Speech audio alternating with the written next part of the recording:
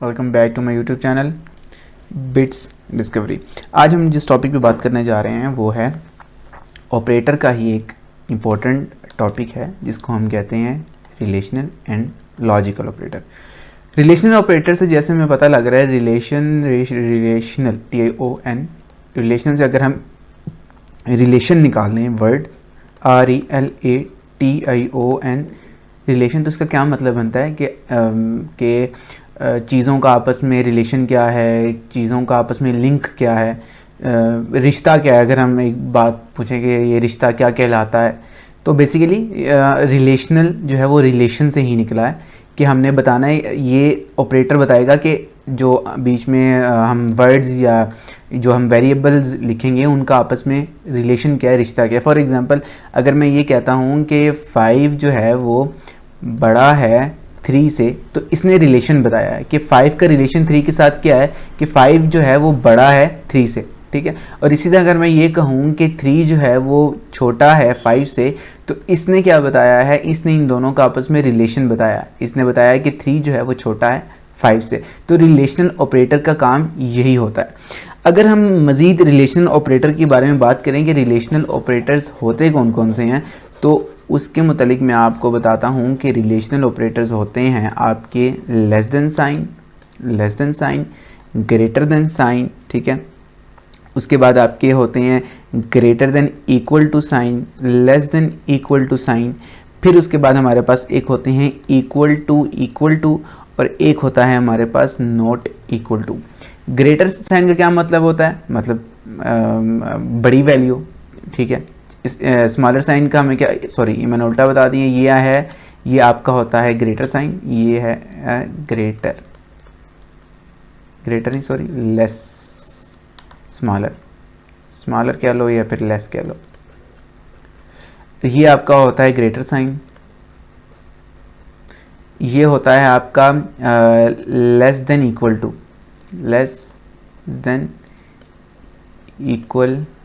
To. उसके बाद होता है ग्रेटर देन इक्वल टू, और उसके बाद होता है इक्वल टू, और ये होता है नॉट इक्वल टू। अगर मैं ये लिखूं कि जो है 3 जो है वो छोटा है 5 से, तो ये हमें रिज़ल्ट वापस क्या करेगा, ट्रू। जो हमने इन दोनों को कंपैरिजन किया, इन दोनों का रिश्ता देखा है, तो इसने चेक किया है कि क्या 3 छोटा है 5 से, तो उसने कहा ट्रू। तो यानी कि रिज़ल्ट जो वापस कंप्यूटर को मिलेगा वो ट्रू मिलेगा। इसी तरह अगर हम इसकी बात करें, इसकी एग्जांपल लिखें कि 5 जो है वो बड़ा है 3 से, तो ये भी हमें ट्रू रिज़ल्ट वापस करेगा, ठीक है। अगर इसी तरह हम बात करें कि 5 जो है वो लेस देन इक्वल टू है 5 के। अब ये दो कंडीशन मैच होंगी, या तो लेस देन होना चाहिए 5 जो है वो लेस देन होना चाहिए 5 से, ठीक है, एक ये कंडीशन चेक होगी, या फिर ये चेक होगा कि 5 क्या इक्वल है 5 के। इन दोनों में से अगर एक भी कंडीशन ट्रू होगी तो रिजल्ट हमारे पास ट्रू होगा। और इसी तरह जो स्मॉलर है कि अगर 5 जो है वो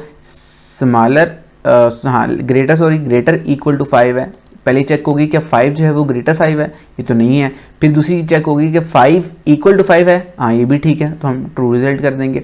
उसके बाद है इक्वल टू कि क्या 5 जो है वो बिल्कुल इक्वल है 5 के, क्या ये भी दोनों बराबर हैं। इक्वल टू का मतलब होता है कि दोनों बराबर, दोनों का कंपैरिजन करना, क्या दोनों इक्वल हैं, बिल्कुल बराबर हैं, तो ये भी हमारे पास रिजल्ट ट्रू आएगा। और इसी तरह हम एक ये चेक करेंगे क्या 4 जो है वो नॉट इक्वल टू 5 है, नॉट इक्वल।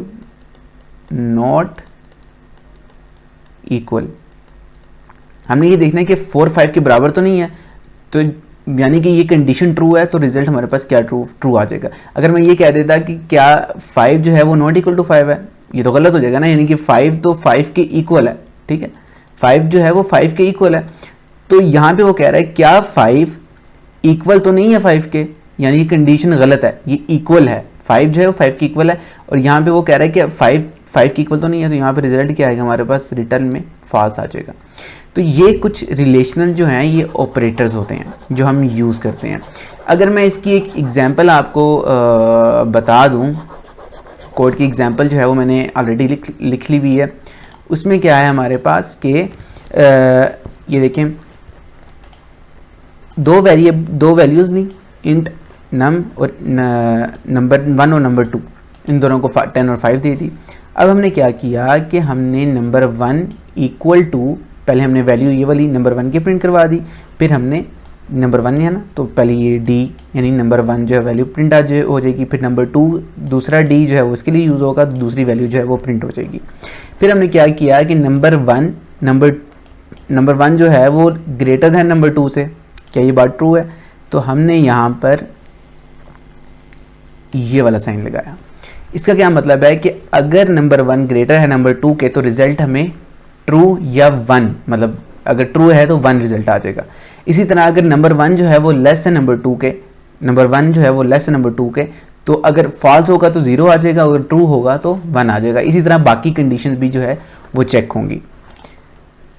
ये हमने रन किया, पहले हमारे पास वैल्यूज़ आ गई जो हमने एज इट इज़ प्रिंट करवा दी। फिर हमारे पास क्या आया कि नंबर 1 यानी कि नंबर 1 क्या है हमारे पास 10 ग्रेटर देन नंबर 2 यानी कि 5, ये ट्रू है तो हमारे पास रिजल्ट 1 आ गया।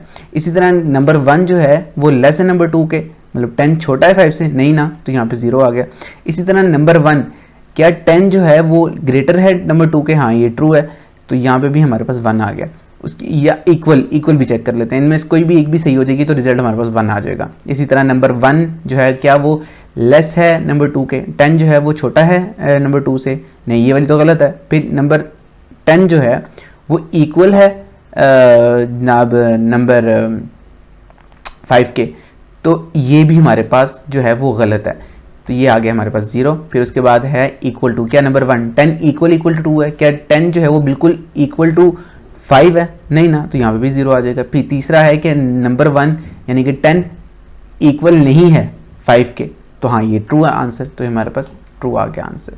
तो इस तरह जो है हम रिलेशनल ऑपरेटर जो है वो काम करते हैं। उसके बाद अगर हम बात करें लॉजिकल ऑपरेटर्स की, तो लॉजिकल ऑपरेटर्स बेसिकली क्या होते हैं? लॉजिकल ऑपरेटर्स में हमारे पास लॉजिकली काम करने वाले 3 चीज़ें होती हैं, जिसमें हमारे पास एक आ जाता है एंड ऑपरेटर, इसको हम ऐसे रिप्रेजेंट करते हैं, और एंड OPT। उसके बाद एक हमारे पास आ जाता है नॉट ऑपरेटर, इसको हम ऐसे रिप्रेजेंट करते हैं और इसको हम लिखते हैं और ऑपरेटर, और OPT। और तीसरी चीज़ हमारे पास आ जाती है नॉट ऑपरेटर, ये हम ऐसे जो है वो इसको रिप्रेजेंट करते हैं और इसको हम लिख लेंगे नॉट OPT। अब फॉर एग्जांपल अगर मैं ये कहता हूँ कि 5 इक्वल टू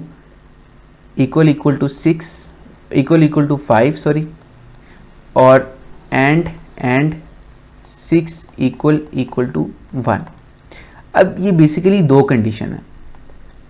इसका पहले का रिजल्ट क्या आएगा हमारे पास? इसका रिजल्ट हमारे पास आ जाएगा ट्रू, और इसका रिजल्ट हमारे पास आ जाएगा फॉल्स। अब एंड ऑपरेटर में क्या होता है कि अगर दो रिजल्ट में से एक रिजल्ट भी फॉल्स हो तो रिजल्ट फॉल्स होता है। अगर मैं इसका एक टेबल बना के आपको समझाता हूँ तो मेरे ख्याल से ज़्यादा मुनासिब रहेगा। जैसे कि टेबल क्या होता है, हमारे पास एक टेबल होता है जिसको हम लिखते हैं एंड का ट्रू फॉल्स फॉल्स, ठीक है। ये होती है हमारे पास x की वैल्यू और ये होती है हमारे पास y की वैल्यू। उसमें क्या लिखेंगे हम? एक ट्रू होगा एक फॉल्स होगा, एक ट्रू होगा एक फॉल्स होगा। अगर हम इन दोनों के ऊपर एंड ऑपरेटर अप्लाई करें, x एंड y, तो इसका रिजल्ट क्या आएगा? अगर ट्रू है, इनमें से दोनों वैल्यू ट्रू होनी चाहिए तो रिजल्ट ट्रू होगा। ट्रू, ठीक है। ट्रू फॉल्स, इनमें एक फॉल्स आ गया तो रिजल्ट फॉल्स, इनमें फिर एक फॉल्स आ गया तो फॉल्स, इसमें दोनों फॉल्स हैं तो फिर भी फॉल्स। तो बेसिकली क्या कर रहे हैं हम कि हम एंड ऑपरेटर में अगर हमारे पास एक की वैल्यू फॉल्स होगी तो रिजल्ट फॉल्स ही होगा, और अगर सेम एज इट इज़ अगर हम अप्लाई करें इसके ऊपर नॉट ऑपरेटर और ऑपरेटर में हमारे पास क्या होता है कि अगर एक रिजल्ट भी ट्रू है तो रिजल्ट हमारे पास ट्रू है, मतलब ये दोनों ट्रू है, ठीक है, तो रिजल्ट हमारे पास ट्रू है। इनमें से एक भी ट्रू है तो रिजल्ट हमारे पास ट्रू है, फिर इन दोनों में से एक भी ट्रू है तो हमारे पास रिजल्ट जो है वो ट्रू है, और फिर इन दोनों में ये दोनों फॉल्स है, इनमें कोई भी एक ट्रू नहीं है तो रिजल्ट हमारे पास अब फॉल्स आएगा। ठीक हो गया। अब अगर हम बात करें नॉट ऑपरेटर की, नॉट ऑपरेटर हम अप्लाई करते हैं इन दोनों के ऊपर x, अच्छा जी, ये मैं उस आगे जाना नहीं चाह रहा क्योंकि सब चीज़ें मैंने सेट की हुई है इस वजह से। खैर x और y। अब ये जो रिजल्ट है ना, ये x और y मैंने अप्लाई कर दी, इसका रिजल्ट आ गया। इसके ऊपर मैं सिर्फ नोट अप्लाई करूंगा। नोट का क्या काम होता है कि उसने एक चीज़ को ऑपोजिट, मतलब जो भी रिजल्ट आ रहा है उसको ऑपोजिट करना होता है। जैसे कि ट्रू है तो फॉल्स कर देगा, ये भी ट्रू है तो फॉल्स कर देगा, ये भी ट्रू है तो इसको भी फॉल्स कर देगा, और इसको फॉल्स करके इसको ट्रू कर देगा। तो और का क्या काम है कि उसने रिजल्ट को ऑपोजिट करना होता है। और का क्या काम है, सॉरी, नोट का क्या काम है कि इसने रिजल्ट को ऑपोजिट करना होता है। और फिर उसके बाद हमारे पास और का क्या काम है, और का काम ये है कि उसने रिजल्ट के अंदर देखना होता है कि अगर एक भी ट्रू है तो ट्रू आंसर करे, और अगर एक फॉल्स आ रहा है तो भी ट्रू आंसर करे। अगर दोनों फॉल्स हैं तो फिर रिजल्ट जो आएगा वो फॉल्स आएगा। और एंड का क्या काम होता है कि उसने देखना होता है कि जब तक कि दोनों वैल्यूज ट्रू नहीं होती, मतलब कि तमाम वैल्यूज ट्रू नहीं होती, तब तक वो रिजल्ट जो है वो ट्रू नहीं देगा। अगर इसी तरह हम एग्जांपल देखें एक की, जैसे कि एग्जांपल हम सबसे पहले देख लेते हैं एंड की, एंड ऑपरेटर की। हम कहते हैं कि x इज इक्वल टू 5 है, ठीक है, और इंट में कर देता हूँ, int x is equal to 5 है और y इज इक्वल टू 6 है। अब मैं यहाँ पे लिखता हूँ कि x यानी कि 5 अगर इक्वल टू 5 है, मतलब मैंने x 5 यानी कि यहाँ पे आपके पास क्या है, बेसिकली 5 ही है, 5 है। और उसके बाद and operator y equal to 3 है, ठीक है। अब ये सेपरेटली कंडीशन पहले चेक होगी। यहाँ पे क्या आएगा हमारे पास, x इक्वल टू 5 यानी कि ट्रू, यहाँ पे ट्रू आ गया हमारे पास, ठीक है। और फिर यहाँ पे एंड ऑपरेटर है, एंड ऑपरेटर के बाद y इक्वल टू, यानी y के हमारे पास क्या है, y इक्वल टू 3 है। क्या y की वैल्यू जो है वो 3 के इक्वल है, नहीं है, तो यहाँ पे आ जाएगा फॉल्स। अब इन दोनों के ऊपर जब एंड ऑपरेटर जो है वो अप्लाई होगा तो हमारे पास एट द एंड रिजल्ट क्या आ जाएगा, फॉल्स, ठीक हो गया। अब इसी तरह अगर मैं इसके ऊपर और ऑपरेटर अप्लाई करूं, अब यहाँ पे एक रिजल्ट हमारे पास ट्रू ही आ रहा है, एक हमारे पास फॉल्स आ रहा है। अब जब हमने और ऑपरेटर अप्लाई किया तो रिजल्ट टोटली डिफरेंट आएगा, यानी कि अगर इन दोनों में से एक भी ट्रू होगा तो रिजल्ट हमारे पास क्या आ जाएगा, ट्रू। और इसी के ऊपर अगर मैं आपका नोट अप्लाई करूं, मैं इसको रेड पेन से जो है वो कर देता हूं, ताकि अगर मैं नोट अप्लाई करूं तो रिजल्ट जो है वो हमारे पास क्या हो जाएगा, वो हमारे पास हो जाएगा फॉल्स। तो इस तरह जो है वो लॉजिकल ऑपरेटर वर्क किया करते हैं। दुआओं में याद रखिएगा। अल्लाह हाफिज़।